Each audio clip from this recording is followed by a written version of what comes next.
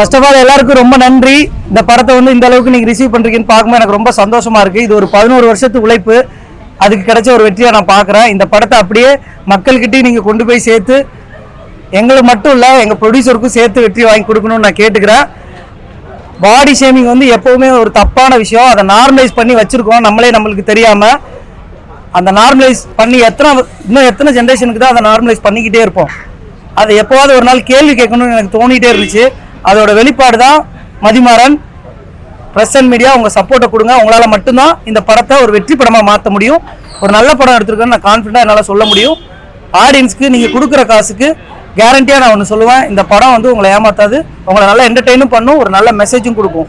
You certified movie ஃபேமிலியாக வந்து பார்க்கணுன்னு கேட்டுக்கிறேன். நன்றி. மியூசிக் டைரக்டர் வந்து கார்த்திக் ராஜா சார் இசையமைச்சிருக்காங்க. இது அவங்களுக்கு ஒரு கம்பேக் மூவியா இருக்கும். கண்டிப்பா அவர் ரொம்ப நாளா இளையராஜா சார் வாய்ஸ் கொடுக்கல. ஆக்சுவலா கார்த்திக் ராஜா சார் வந்து அவரோட வாய்ஸ் வந்து இளையராஜா சார் வாய்ஸ் 10 வருஷத்துக்கு முன்னாடி இருக்கிற மாதிரி இருக்கு. கார்த்திக் சார் வந்து படத்துல அங்கங்க RRலயும் ஃபைனலா வந்த சாங்லயும் அவரு தான் பாடியிருக்காரு. ஆனா எல்லாரும் இளையராஜா சார் பாடியிருக்காரான்னு கேட்டீங்க. இதை கேட்டா அவரும் ரொம்ப சந்தோஷப்படுவார். ஏன்னா நான் மட்டும் அதை சொல்லிக்கிட்டே இருந்தேன், ராஜா சார் வாய்ஸ் மாதிரி இருக்குன்னு. ராஜா சாரை தான் பாட வைக்க ட்ரை பண்ணோம். அப்ப சாருக்கு உடம்பு சரியில்லைன்றதுனால கார்த்திக் ராஜா வச்சு இளையராஜா சார் வாய்ஸ்ல எடுத்துட்டோம். அப்புறம் இந்த படத்துக்கு எடிட்டிங் பண்ண சத்தி சூர்யா சாருக்கு நன்றி. அவர் சூரிய போட்டு இது சுட்டுன்னு பெரிய பெரிய படங்கள் பண்ற எடிட்டர். இந்த மாதிரி ஒரு கண்டென்ட் எனக்காக ஃபர்ஸ்ட் படத்துல பண்ணி தரணும்னு கேட்கும்போது எனக்காக எந்த விதமான பெரிய சம்பளமும் வாங்காம பண்ணி கொடுத்தாரு. ஆர்ட் டைரக்டர் மாயப்பாண்டியன் அவரும் அதே தான், இதுதானே பட்ஜெட் இதுல பண்ணி கொடுங்கன்னு சொல்லும்போது எனக்கு ஒரு பெஸ்ட் ஒர்க் பண்ணி கொடுத்துருக்காங்க. அப்புறம் பிரவீன் இவானாவோட பேரா பண்ணியிருந்தாரு. அவர் வந்து இந்த ஒரு 2-3 வருஷமா வந்து பாத்தீங்கன்னா என் பின்னாடியே என் கூட இருந்து அவர் முகம் எந்த பத்திரிகையிலும் வராது. பிரவீன் குமார்னு ஒரு பேர் மட்டும் வரும். ஆனா நான் சொன்ன ஃபர்ஸ்ட் ஹாஃப் முடிச்சுட்டு கூட யாரும் உங்களை பார்க்க மாட்டாங்க. செகண்ட் ஹாஃப்க்கு அப்புறம் நீங்க பேசப்படுவீங்க. Praveen thank you so much. உங்க உழைப்பு ரொம்ப பெருசு. படத்துல சிறுசா இருக்கும், பட் இது பெருசா பேசப்படும் அப்படின்றத நான் நம்புறேன். அதுக்கப்புறம் எங்க ப்ரொடியூசர் GS சினிமா, அவங்களுக்கு எவ்வளவு நன்றி சொன்னாலும் பத்தாது. ஏன் அப்படின்னா இன்னைக்கு வரைக்கும் ஒரு குடும்பம் மாதிரி என்னையும் பார்த்துட்டு ஒரு தம்பி மாதிரி நான் கேட்கறதெல்லாம் எனக்கு வாங்கி கொடுக்குற அப்பா மாதிரி எனக்கு நான் என்னெல்லாம் கேட்டனோ ப்ரொடக்ஷனுக்கு அதெல்லாம் அரேஞ்ச் பண்ணி கொடுத்தாங்க. இப்போ வரைக்கும் இந்த படத்தை பெருசா எடுத்துட்டு போயிட்டு இருக்கிற GS சினிமா குழுமத்திற்கும் GS பிரதர்ஸ்க்கும் என்னோட சிறந்தாழ்ந்த நன்றிகள். அண்ட் இந்த படத்தை வெளியிடுற பாப்பின் ஸ்டுடியோவுக்கு ரொம்ப ரொம்ப தேங்க்ஸ். ஏன்னா நிறைய டிஸ்ட்ரிபியூட்டர்ஸ் அண்ட் எல்லாரும் பார்த்துட்டு வேண்டாம்னு சொன்ன இந்த படத்தை அவங்க எடுத்து பண்ணியிருக்காங்க. இந்த படம் வந்து எல்லாரும் நல்லா இருக்குன்னு பேசுறீங்க. ஆனா இப்போ வரைக்கும் ஒரு டிவி சேனல் கூட இதை வாங்க மாட்டாங்க. பார்த்துட்டு நல்ல படமா இருக்கேன்னா வாங்க மாட்டாங்க. ஸோ ஒரு படத்தை இந்த மாதிரி ஒரு படத்தை கொண்டு போய் சேர்க்கிற பாப்பின் ஸ்டுடியோக்கும் GS சினிமாவுக்கும் ரொம்ப நன்றி. நீங்க ஹெல்ப் பண்ணுங்க ஃப்ரெண்ட்ஸ். அப்பதான் இந்த படம் வந்து எங்க ப்ரொடியூசருக்கு ஒரு சக்சஸ்ஃபுல் படமா ஆகும். எனக்கு கண்டிப்பா அடுத்த படம் கிடைச்சிரும்ன்ற நம்பிக்கை எனக்கு இருக்கு. அதுக்கான வேலைகளும் எனக்கு போயிட்டு இருக்கு. ஆனா இந்த மாதிரி படங்கள் எடுக்க வர்ற புது ப்ரொடியூசர்ஸ்க்கு நீங்க சப்போர்ட் பண்ணுங்க. எந்த பிசினஸ்லயுமே யாருமே கூட வர மாட்டாங்க. இங்க ஒரு வலை இருக்கு சினிமாக்குள்ள, அவங்க மட்டும்தான் பிசினஸ் பண்ணிக்கிறாங்க. இந்த மாதிரி புது ப்ரொடியூசர்ஸ்க்கு கேட்டை திறந்து விடுங்க ப்ளீஸ். அண்ட் இந்த படத்துல நடிச்சிருக்க வெங்கட் செங்குட்டுவன், அவன் என்னோட தம்பி மாதிரி. என்னதான் அப்படியே உருக்கி அவனா நான் கேரக்டரா வடிவமைச்சேன். அண்ட் அவனோட பர்ஃபார்மன்ஸ் நீங்க பேசுங்க. அது இன்னும் கொஞ்ச நாள்ல தமிழ்நாடே உலகமே பேசணும்னு ஆசைப்படுறேன், நம்புறேன். அண்ட் MS பாஸ்கர் சார் நீங்க பார்த்துருப்பீங்க, என்னோட அப்பாவோட கதாபாத்திரத்தையும் அப்படியே எழுதியிருந்தேன். அவரோட பர்ஃபார்மன்ஸ் இந்த படத்துக்கு பெரிய சப்போர்ட்டா இருக்கும். அண்ட் பர்வேஷ் DOP, அவனுக்கு இதான் ஃபர்ஸ்ட் படம். மும்பையில மட்டும்தான் சார் வேலை பார்ப்பாரு. நான் கூப்பிட்டதுக்காக எனக்காக வந்து ஒரு தமிழ் படம் பண்ணி கொடுத்துருக்காரு. கிராமத்தை கிராமமாகவும் சிட்டியாகவும் 2 விதமான கேமராலாம் ரொம்ப அழகா படம் பிடிச்சி கொடுத்துருக்காரு. நடுவில் வேலைன்னு பிஸின்னு ஓடிடுவாரு. அது மட்டும் தான், மற்றபடி ஒரு பெரிய ஃபியூச்சர் இருக்கு பர்வேஷ்க்கு. அவன் இது ஃபர்ஸ்ட் படம் தான், இதுக்கப்புறம் நிறைய படம் தமிழ்ல அவன் பண்ணுவான் அப்படின்ற நம்பிக்கை இருக்கு. அண்ட் எல்லாரையும் சொல்லிட்டேன்னு நினைக்கிறேன். இவானா வந்து இந்த படம் வந்து ஆக்சுவலா வந்து பாத்தீங்கன்னா நான் இந்த படம் பண்ணும்போது இவானா இல்ல, இது இவானாக்காக பண்ணப்பட்ட படமும் கிடையாது. இந்த கதாபாத்திரம் இவானா தான் பண்றாங்க. நான் ஃபர்ஸ்ட் பிள்ளையார் சொல்லி போடும்போதே எழுதிட்டேன். ஏன்னா இவானாக்கும் எனக்குமான உறவு ஒரு 6-7 வருஷத்துக்கான ஒரு அண்ணன் தங்கச்சி உறவு. அதுக்கு அதனாலதான் அவங்க வந்து ஒரு ஹீரோயினா தான் பண்ணுவேன் அப்படின்ற ஒரு அடமெண்டா இருக்காம, இது ஒரு கதாபாத்திரம், பட் ஹீரோயின் தான் அந்த கதாபாத்திரம் அப்படின்ற அந்த விஷயத்தை புரிஞ்சுக்கணும் இல்லையா. ஒரு அக்கா ரோல் அப்படின்னு தான் இது பார்க்கப்படும். அதை மீறி இது ஒரு ஹீரோயினுக்கு ஈக்குவலான விஷயங்கிறத புரிஞ்சுக்கிட்டு நடிச்ச இவானாவுக்கு ரொம்ப நன்றி. அந்த பொண்ணு இருக்கிறனால தான் இந்த படத்து மேல சின்ன லைம் லைட் வந்துச்சு. அவங்க வந்து கொஞ்சம் சக்சஸ் காட்டினதுக்கு அப்புறம் தான் இந்த படத்தை நிறைய பேர் பாக்குறதுக்கே ஒத்துக்கிறாங்க. நீங்க எல்லாரும் சப்போர்ட் பண்ணி இந்த படத்தை வெளியே கொண்டு போய் சேர்க்கணும்னு நான் கேட்டுக்கிறேன். ரொம்ப ஆதங்கமா பேசலன்னு நினைக்காதீங்க. இது வந்து படம் பண்ணி முடிச்சு ஒரு 2 வருஷம் வழி உட்கார்ந்துருக்கோம், எப்போ ரிலீஸ் ஆகும்னு. அதை ரிலீஸ் பண்ணி கொடுக்குற பாப்பின் ஸ்டுடியோஸ்க்கு எல்லாருக்குமே ரொம்ப நன்றி. நான் எல்லாரையும் சொல்லிட்டேன்னு நினைக்கிறேன், யாரையும் மறந்துதான் மன்னிச்சிருங்க. சுதர்ஷன் போலீஸ் கேரக்டர் பண்ணியிருக்காரு. அவர் வந்து ஹீரோ தான். அவர் நிறைய படங்கள் ஹீரோவை கமிட் ஆவார், பண்ணுவார். எனக்காண்டி ஒரு சின்ன ரோல் பண்ணி கொடுத்தாரு. என் படத்தில் இருக்க எல்லாருமே என் கூட 10-15 வருஷமா பயணிச்சவங்களை மட்டும்தான், உண்மையா உழைச்ச சினிமாக்காரங்களுக்கு தான் நான் வாய்ப்பு கொடுத்துருக்கேன். தொடர்ந்து அப்படிதான் வாய்ப்பு கொடுப்பேன். எனக்கு வந்து மீடியாக்காரங்க சப்போர்ட் பண்ணுங்க. இது உன்னோட ஃபர்ஸ்ட் படம். Thank you so much. நன்றி. I feel really emotional. Thank you.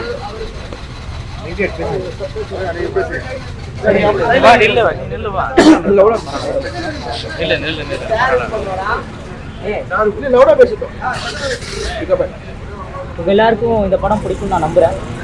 எங்களால் எவ்வளோ முடியுமோ எங்களோட 100% தாண்டி 120% கிட்ட நாங்கள் முயற்சி பண்ணி இந்த படம் பண்ணியிருக்கோம். எல்லாருக்கும் பிடிக்குன்ற நம்பிக்கையில தான் இந்த படம் உங்கள்கிட்ட காட்டப்பட்டுச்சு. நீங்கள் இப்போ கொடுத்த இதே வரவேற்பை வந்து பொதுமக்கள் கொடுப்பாங்கன்ற நம்பிக்கை எனக்கு இருக்குது. நீங்களும் இதை வந்து நல்ல விதமாக கொண்டு போய் பொதுமக்கள்கிட்ட சேர்ப்பீங்கன்ற நம்பிக்கை எனக்கு இருக்குது. Thank you GS cinemas. முதல்ல நான் யார், நான் என்னன்னு கூட தெரியாமல் வெறும் 6 வருஷம் 7 வருஷம் கஷ்டப்பட்டேங்கிற ஒரே காரணத்துக்காக, இந்த பையன் சினிமாவில் இருந்தாங்க ஒரே காரணத்துக்காக, இந்த ரோல் இவன் பண்ணுவான் அப்படின்னு மந்த்ரா சார் சொன்ன ஒரே காரணத்துக்காக என்னை பண்ண வச்ச எல்லாருக்கும் நன்றி. அதில் எங்கள் அண்ணன் முடியும்போது அதான் சொன்னார், இந்த படம் சரியாக போதா சரியாக போகலான்னு யோசிக்காத, இந்த பையனால் இந்த படம் வந்து இந்த பையனுக்கு பதிலாக வேறு யாராவது போட்டு தான் நல்லா இருந்திருக்கும் அப்படின்னு மட்டும் யாரும் சொல்லிடக்கூடாது. அந்த பெர்ஃபார்மன்ஸ் மட்டும் நீ பண்ணி கொடுத்துட்டீங்கனாலே இந்த படம் ஜெயிச்சிடும் அப்படின்னு சொன்னார். அதை நான் பண்ணியிருக்கலான்னு பொதுமக்கள் நீங்கள் சொல்லுங்க நம்பிக்கை எனக்கு. நீங்கள் பார்த்துட்டு சொல்லுங்கள், இந்த படம் பிடிச்சிருந்துச்சுன்னா மக்கள்கிட்ட இந்த படம் கொண்டு போய் வெற்றின்ற வார்த்தையை தாண்டி எனக்கு ரிலீஸே மிகப்பெரிய வெற்றின்ற மாதிரி தான் எனக்கு இப்போ தோணுது. நீங்கள் எல்லாரும் படம் பார்த்துட்டீங்க. உங்களோட ஒப்பீனியனை நீங்கள் போய் உங்கள் சமூக வலைத்தளத்தில் சொல்லுங்கள். ரொம்ப நன்றி. நீங்கள் பண்ணிக்கிறதுனால தான் இது நார்மல் படமாக இல்லாமல் அப்நார்மல் படமாக ஹீரோ பண்ணினாலும் என்னதான் ஒரு பொருட்களாக இருந்தாலும் ஆஸ் யூஸ்வலாக இருக்கும். நீங்கள் பண்ணிருக்கிறது தான் உண்மையாகவே இந்த படத்தோட வெற்றிக்கான ஒரு முகாந்திரமாக தெரியும். நன்றி. இந்த படம் வந்து அவர் வந்து ஹீரோன்னு சொல்லும் போது உங்கள் மனநிலை எப்படி இருந்துச்சு? அதான் ஹீரோன்றதை தாண்டி பர்சனல் லைஃப்ல எல்லாருமே ஹீரோ நம்ம சொல்லிடலாம். ஆனால் என்ன போல சக மனுஷனை வந்து நான் சக மனுஷன்றதை ஃபஸ்ட்டு ஒத்துக்கிட்டு என்னை நம்பி மக்கள் படம் பார்க்க வந்தாலே என்ன மாதிரி இருக்க நிறையா பேருக்கு வந்து என்ன மாதிரின்னு இல்லை, என்ன மாதிரி எல்லாரையும் மாதிரி இருக்கிற எனக்கும் மக்கள் வந்து வரவேற்பு கொடுப்பாங்கன்ற நம்பிக்கை எனக்கு இருக்கு. நான் எதிர்பார்க்கவே இல்லை இவ்வளோ தூரம் ஒரு ஒரு எனக்கு ஒரு பேனர் வைப்பாங்க. எங்கள் அப்பா அம்மா எவ்வளோ சந்தோஷப்பட்டுப்பாங்கன்னு எனக்கு தெரியாது. ஒரு 6 வருஷம் 7 வருஷம் நான் என்ன வேலை செய்கிறேன் என்ன பண்ணுறேன்னு சொல்லிட்டு எங்கள் அப்பா அம்மா வந்து ஒவ்வொருத்தட்ட ஒவ்வொரு போய் சொல்லியிருப்பாங்க, பையன் வேலை செய்கிறான் பண்ணுறான்னு சொல்லிட்டு. இது இப்போ அவங்க பார்க்கும்போது அவங்க நிம்மதியாக இருப்பாங்க. நன்றி. அப்புறம் இந்த படம் வந்து கண்டிப்பாக மிகப்பெரிய புரட்சி ஏற்படுத்துமா அப்படின்லாம் நாங்கள் வந்து சொல்ல விரும்பலை. இதை பார்த்துட்டு அட்லீஸ்ட் உருவக்கேலி பண்ணணும்னு நினைக்கிற ஒரு பர்சன்டேஜ் மக்கள் கம்மி பண்ணால் கூட இந்த மதிமாறன் வெற்றி தான். இது பொருளளவில் இது மிகப்பெரிய வெற்றியான ஆகிறது வந்து மக்கள் கையில் இருக்குது. அதை தாண்டி மக்கள் இதை பார்த்து ஒரு பர்சன்டேஜ் அவங்க திருந்தினா கூட அது எங்களுக்கு மிகப்பெரிய இதாக இருக்கும். ரொம்ப நன்றி சார். அதே மாதிரி இந்த படத்துல வந்து அவர் தான் எல்லாத்தையும் கண்டுபிடிச்சிருப்பாரு, போலீஸ்காரங்களாம் அது பண்ண முடியல அப்படின்னு சொல்ல வரீங்களா? இல்ல அப்படி சொல்லல. நான் ஆக்சுவலா ஒரு சீன் இருந்துச்சு, சில இடங்கள்ல ட்ரிம் பண்ண வேண்டியதா இருந்தது. போலீஸ்க்கு எப்பவுமே ஒரு விஷயம் இருக்கு, நீ நான்லாம் எப்போ பைக்ல போனாலும் நான் முடி தாடி வச்சிருக்கின்றதுனால இந்த தாடி வச்சிருக்கவங்களா பார்த்து பிடிக்கிறது, உருவத்தை பார்த்து ஒருத்தனை இவன் தான் குற்றவாளின்னு பிடிக்கிறது. அந்த ஆங்கிள் தப்பு. அவங்க அந்த ஆங்கிள் போறதுனால தான் இந்த கேஸ் அவங்களால கண்டுபிடிக்க முடியல. அந்த ஆங்கிள் எங்கேயுமே போகாம ஒருத்தன் டீல் பண்றான், அதனாலதான் அவனால கண்டுபிடிக்க முடியுது. அப்படின்ற டூல் தான் போலீஸால கண்டுபிடிக்க முடியாது அப்படின்ற மாதிரி கிடையாது. அதை தாண்டி அவர் சுதர்ஷன் சார் வந்து சுதர்ஷன் அந்த கேரக்டர் வந்து அவர் நினைச்சிருந்தாருன்னா அவர் ஈஸியாக அதை கண்டுபிடிச்சிருக்கலாம். ஆனா என் மேல இருக்கிற ஈகோவால தான் அவர் அந்த கேஸை விட்டு தள்ளிட்டு போயிருந்தார். அவர் அது என்னைய ஒமிட் பண்ணிட்டு அவர் நினைச்சிருந்தாருன்னா அவரால் ஈஸியாக பண்ணியிருக்க முடியும். இவன் எனக்கு முன்னாடி இவன் கண்டுபிடிச்சிடக்கூடாதுன்ற ஒரு இதுல போனதுனால தான் அவர் வந்து அப்படி பண்ணாருன்ற இதுல நான் நினைச்சிட்டு இருக்கேன். அப்ப நான் பேசிட்டு இருக்கேன். இந்த படத்தை பார்த்தோம்னா நம்ம மாதிரி நார்மலா இருக்கிறவங்க இனிமே யாரையும் உருவ கேள்வி பண்ணக்கூடாதுன்ற ஒரு எண்ணம் என்ன மாதிரி ஆட்களுக்கு ஏற்படுது, எல்லாருக்கும் ஏற்பட்டுருக்கு. அதே மாதிரி அயோக்கியத்தனமா கொலை பண்றவங்களுக்கும் இனி கொலை பண்ணக்கூடாதுங்கிற எண்ணம் ஏற்படுமா? அந்த அளவுக்கு இருக்குது சீன்ஸ். படம் பார்த்தா அதையும் எய்ம் பண்ணி தான் இந்த மாதிரி ஒரு கதையை. ஆமா, ஒரு நல்ல கேள்வி. ஆக்சுவலா ஒரு படத்தை பார்த்து யாருங்க திருந்தவும் மாட்டாங்க, இல்லைன்னா அதை பார்த்துட்டு ஒரு கொலையும் பண்ண மாட்டாங்கன்றத நான் நம்புறேன். பட் என்னன்னா மெல்ல மெல்ல மெல்ல நம்ம சைக்கலாஜிக்கலா நமக்கு அது மைண்ட்ல பதிஞ்சுக்கிட்டே இருக்கும். இங்க ஜென்ரேஷன்ஸா பாடி செமியை வச்சு காமெடி பண்ணி அது இட்ஸ் ஓகேன்னு மாத்தி விட்டாங்க நமக்கு. ஒருத்தரை குண்டை உசுலமணி அப்படி இப்படின்னு சொல்லி ஓமக்குச்சி இப்படி சொல்லி இட்ஸ் ஓகே அதெல்லாம் சொல்லலாம் போல இருக்குன்னு நமக்கே அது செட் பண்ணி விட்டாங்க. ஸோ சினிமா மெல்ல மெல்ல மெல்ல உளவியல் மாற்றங்களை நமக்குள்ள ஏற்படுத்தும். அந்த வகையில் இந்த மாதிரி கதைகள் நம்ம ஏன் சொல்லணும்னு ஆசைப்பட்டோம்னா இதை தொடர்ந்து இது இன்னமும் இதுக்கப்புறம் சென்சார் போர்டில் கூட என்கிட்ட ஒன்று சொன்னாங்க. கடந்த ஒரு வருடமா அவங்க பாடி ஷேமிங்கான வார்த்தைகள் காமெடிகளை அக்செப்ட் பண்றதில்லைன்னு. Thanks to censor board. ஆக்சுவலாக மெல்ல ஒரு மாற்றம் நிகழுது இல்லையா? அதே மாதிரி தான் மேபி நீங்க சொன்ன மாதிரியான விஷயம் நடக்கத்தான் செய்யும். ஆனா மெதுவா நடக்கும். ஒரே படத்துல எல்லாரும் தெரிஞ்சிட மாட்டாங்க இல்லையா? படத்துக்கு வந்து மதிமாறன்னு புரட்சிகரமா ஒரு பேர் வச்சிருக்கேன். ஆமாங்க சார். நான் வில்லனுக்கு அனுமன்னு ஒரு பேர் வச்சிருக்கேன். இல்ல அது யாரோ நோக்கெல்லாம் கிடையாது. நோக்கல எனக்கு எல்லா மக்களும் வேணும்ன்றதுதான் எப்பவுமே என்னோட ஆசை. நான் வந்து இந்த கட்சி ரீதியா இது நான் அந்த ஒரு நண்பர் கேட்டாரு, நான் அதோட நோக்கத்தை புரிஞ்சுக்கிட்டேன். நான் வந்து அனைவருக்குமானவன். கலை வந்து எப்பவுமே எல்லாருக்கும் சமம். நான் சினிமாவில் பேசுறது சினிமா, என்னோட அரசியல். நான் இங்க பேசுறது தான் என்னோட அரசியல். இதுதான் மந்த்ராவோட அரசியல். சினிமாவில் அந்த கேரக்டருக்கான அரசியல் நான் வச்சிருக்கேன். அந்த கேரக்டர் வந்து பாத்தீங்கன்னா நீங்க சொல்ற பேரு அதுக்கு ஒரு அர்த்தம் இருக்கும். இப்போ வந்து நெடுமாறன் ஒரு பேர் வச்சிருக்கேன். அறிவு இல்லாதவங்களுக்கு தான் மதின்னு வச்சிருக்கேன். அவங்க பொண்ணு ஒழுங்கா படிக்காது, அதுக்கு தான் மதின்னு வச்சிருக்கேன். அழகா இருக்கா மாட்டார் நீங்க நினைக்கிற அப்பா கேரக்டருக்கு சுந்தரம்னு பேர் வச்சிருக்கேன். எல்லா பேருமே வச்சு பார்த்தீங்கன்னா ஒரு தைரியமான ஒரு ஒரு என்ன சொல்றது, ஒரு இன்னசென்டான ஒரு பொண்ணுக்கு பிரபாவதினு பிரபாகரன் சாரோட பேர் வச்சிருக்கேன். ஸோ நான் பேர் வந்து ரொம்ப சூஸ் பண்ணி தான் வச்சேன். அந்த வகையில் நான் அனுமன் இந்த படத்தில் அவருக்கு பேர் வச்சது காரணம் அது ஒரு டூல் மாதிரி, ஒரு மலையை தூக்கிட்டு போய் ஒரு இடத்துல கொடுக்குற மாதிரி தான். அப்படி ஏபிடி பார்சல் சர்வீஸ் மாதிரி தான் யோசனை ஒழிய அது யார் மனதையும் புண்படுத்தாதுன்னு எனக்கு தெரியும். ஸோ அந்த கேரக்டர் வழியா வச்சுட்டேன்னு நினைக்கிறேன். மேபி அந்த நோக்கம் எனக்கு இல்லை. எஸ் கொலை பண்றது என் வீட்லயே ஒருத்தர் ரிலேஷன் நான் காட்டி கொடுக்கூடாதா? மத்தவனை காட்டி கொடுத்தோம், புடிச்சு கொடுத்தோம். என் ரிலேஷன் போது நான் வந்து அது அமைதியா போகணுமா? போகலையே நோக்கம் வருது. இல்ல அப்படி இல்ல. அது அதுக்கு தான் அந்த கிளைமேக்ஸ்ல அந்த கேள்வி வச்சிருக்கேன். கேட்டதுக்கு அப்புறம் தானே அந்த கிளைமேக்ஸ் கொடுக்குறீங்க. ஆக்சுவலா வந்து பாத்தீங்கன்னா முன்னாடி சுத்து போட்டீங்க. கேள்வி முடிச்சீங்கன்னா எனக்கு பதில் இருக்கு. ஆக்சுவலா என்ன பாத்தீங்கன்னா உங்க கேள்வி கரெக்ட் தான். வந்து அவன் வந்து அந்த அக்கா வாசல்ல வந்து நிக்க வச்சதே சொல்ல வேணாம். நீங்க அதை இது பண்ண வேணாம், எக்ஸ்பிளைன் பண்ண வேணாம். எனக்கு இன்னொரு क्वेश्चन இருக்கு. இன்னொன்னு என்னன்னா, இல்லைங்க சார், நீங்க ஸ்டோரிக்கு இந்த ஹீரோ போட்டாதான் நம்மளுக்கு படம் ஜெயிக்கும் மக்கள் வருவாங்கன்னு யோசிக்கிற இதுல நீங்க ராஜமௌழி மாதிரி இவரை தான் போடலான்னு எப்படி யோசிச்சீங்க? ரொம்ப நன்றிங்க சார். ஆக்சுவலா என்னன்னா இந்த கதையை வந்து பாத்தீங்கன்னா ஒருத்தனோட காம்ப்ளெக்ஸை உடைக்கிறதா இருக்கணும்னு நான் நினைச்சேன். இப்போ யாரோ எனக்கு தெரிஞ்ச ஒரு ஹீரோட்ட போய் கதை சொல்லி ஒரு நல்ல பட்ஜெட்ல சிஜி பண்ணி ஒரு நார்மலா எப்படி நீங்க எப்படி அபூர்வ சகோதரர்கள் வந்து கமல் சார் பண்ணாங்களோ, இல்லைன்னா ஆங்கில படங்கள் டிரியன் லானிஸ்டர்னு ஒருத்தர் பண்ணியிருப்பாரு கேம் ஆஃப் த்ரோன்ஸ்ல. ஸோ அந்த மாதிரியான விஷயங்கள் பண்ணியிருக்க முடியும் என்னையால.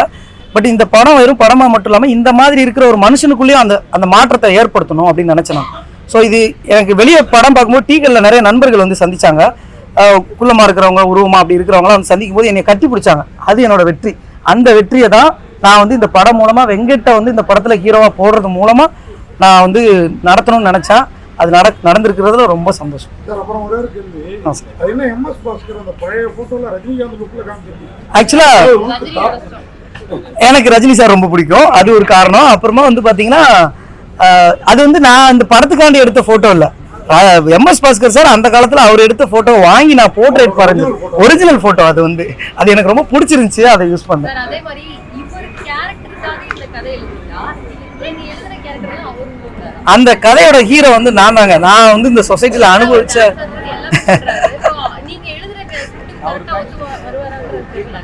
உண்மை சம்பவம் இல்ல, அது உண்மை சம்பவம்னா சார். நான் என்னைய நிறைய இடத்துல கேட்டிருக்காங்க சார். நான் ஸ்கூல் படிக்கும்போது நீ தான் ஃபர்ஸ்ட் ரேங்கான்ற மாதிரி பார்ப்பாங்க. நான் ஃபர்ஸ்ட் ரேங்க் எடுப்பேன் ஸ்கூல் படிக்கும்போது.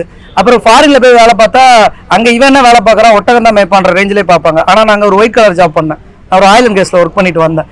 அப்புறம் பாலா சட்டை வந்து கோடேட்டர், நீ தான் கோடேட்டர்ன்ற மாதிரி பார்ப்பாங்க. ஸோ எல்லா இடத்துலையும் எனக்கு அந்த உருவ கேலிகள் இருந்திருக்கு. அது ஒன்றும் அவ்வளோ பெரிய குற்றம், ஐயோ பெரிய விஷயம்னு சொல்லலை. பட் நான் அதை கான்ஃபிடண்டாக கடந்து வந்துட்டேன். பட் எத்தனை பேருக்கு அந்த கான்ஃபிடன்ஸ் இருக்கும் அப்படின்ற ஒரு விஷயம் இருந்தது. ஸோ அது என்னோட ஃபீலிங்கில் எழுதிட்டு தான் நான் வெங்கட் செங்குட்டுவனை கண்டுபிடிச்சேன்.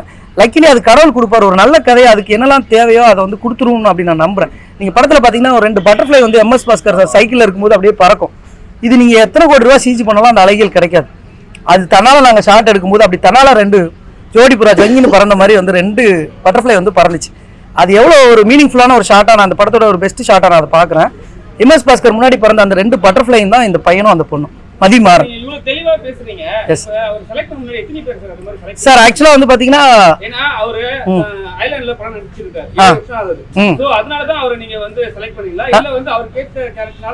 இல்லைங்க சார், நான் ஆக்சுவலா ஜாஃபர் இருக்காரு இல்லையா, அவர் தான் நான் தேடிட்டு இருந்தேன். ரியல் லைஃப்ல இருக்கிற ஒருத்தருக்கு தான் அந்த வாய்ப்பு கொடுக்கணும்னு சொல்லி தேடின போது என்னோட ஃப்ரெண்ட் வந்து விக்னேஸ்வரன் சாரோட அந்த ஒரு ஆந்தாலஜி ஒன்று வந்துருந்துச்சு. அதில் ஜாஃபர் வந்து பண்ணியிருந்தார். அப்போ நான் இந்த படம் கேஸ்டிங் இருக்கும்போது அப்போ ஜாஃபரை பார்த்து நான் ஜாஃபர்கிட்ட கதை சொன்னேன். நான் சொன்ன விஷயம் எல்லாம் நான் அப்படியே எனக்கு இதெல்லாம் நடந்திருக்குண்ணா அப்படின்னு சொல்லிட்டு ரொம்ப எமோஷனலாக ஃபீல் பண்ணப்பல ஜாஃபர் வந்து சொன்னதுன்னா அவருக்கு ஏதோ தயக்கம், ஹீரோவா இப்போதானே வந்திருக்கேன் அதுக்குள்ளே ஹீரோவான்ற அந்த பயம் இருந்துச்சு. மேபி நான் ஃபர்ஸ்ட் டேரக்டர்னால கூட அவர் யோசிச்சிருந்துருக்கலாம், புது ப்ரொடக்ஷன் அப்படிலாம் யோசிச்சிருக்கலாம். அப்போ படமே ட்ராப் அப்படின்னு சொல்லி நான் உட்காந்துட்டேன். அவன் பண்ணலன்னு உடனே வேற ஆள் கிடைக்கவே இல்லை எனக்கு. நான் தேடினேன். அப்போ என் ஃப்ரெண்டு ஞாபகப்படுத்தினா இதுக்கேண்டா உடஞ்சி உட்காந்துருக்கேன், நீ ஃபேஸ்புக்கில் எங்கேயா சர்ச் பண்ணி கிடைக்கும்னு சொல்லும்போது ஃபேஸ்புக்கில் இந்த ஒரு வீடியோ சர்ச் பண்ணும்போது இவனோட வீடியோ வந்துச்சு.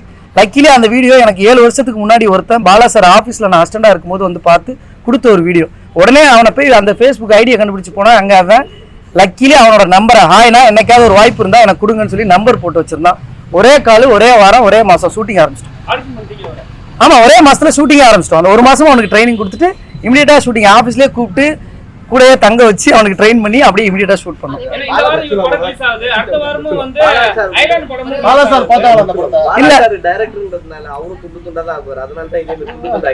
அது நீங்க நினைக்கணும்ன்றதுக்காக தான் அந்த ஃபர்ஸ்ட் சீன். ஆனா நான் அப்படி இல்லைன்றது படத்துல உங்களுக்கு இல்லைங்க சார். எல்லாருக்கும் எங்க அப்பாவோட பிள்ளைன்னு சொல்லிக்கிறதுல என்ன அது பெருமை தானே. பாலா சாரோட அசிஸ்டன்ட் தான் நான். அதுல ரொம்ப சந்தோஷம் தான். இல்ல அது ஒரு மாயை இருக்குல்ல, பாலா அசிஸ்டன்டா இப்படிதான்னு அப்படி கிடையாது. அவர்கிட்ட நாங்க தொழில் கத்துக்கிறோம். அவர் எழுதுற அது அவர் எவ்வளோ லெஜெண்ட் அவரை வந்து அச்சீவ் பண்ணிட்டாரு.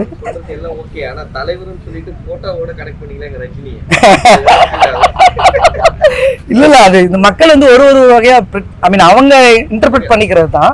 So thank you so much. வேற எல்லாருக்கும் ஆன்சர் பண்ண நினைக்கிறேன். ஏதாவது ஒரு விஷயம் இந்த படத்துல உங்களை புண்படுத்தினா அதுக்காக மன்னிச்சுக்கோங்க. மற்ற விஷயங்கள் நல்ல விஷயங்களுக்கு பாராட்டுங்க. Thank you so much. நன்றி.